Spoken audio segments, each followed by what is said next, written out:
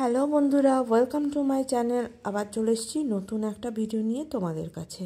আগের দিন দীঘা ট্যুরের ফার্স্ট ভিডিওটা দিয়েছিলাম, আর তারপরে আমরা যখন হোটেলে চলে এলাম খুব রোদ ছিল, তাই জন্য আর সঙ্গে সঙ্গে বেরোয়নি। তাই একটু বিকেল পড়তে তারপরে বেরিয়েছিলাম। মোটামুটি সূর্যের তাপটা তখন কমে গেছিলো বলে।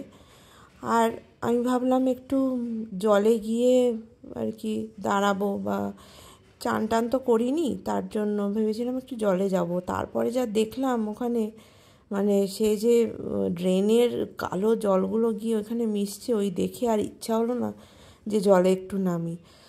তো তারপরে দেখো এখানে সন্ধে মতো হয়ে যাচ্ছিলো, আমরা বসেছিলাম। আর আকাশটা এতটাই সুন্দর ছিল, আমি তো শুধু আকাশের দিকেই তাকিয়ে বসে আছি।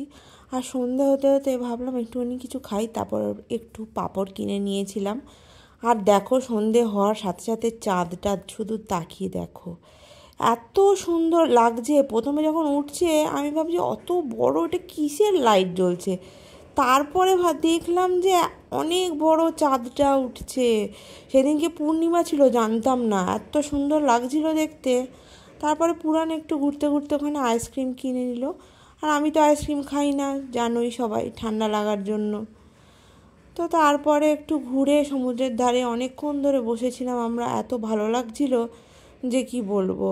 তারপরে চলে গেছিলাম একটু রেস্টুরেন্টে খেতে, কিন্তু ওই খাওয়ার ভিডিওটা আর করিনি।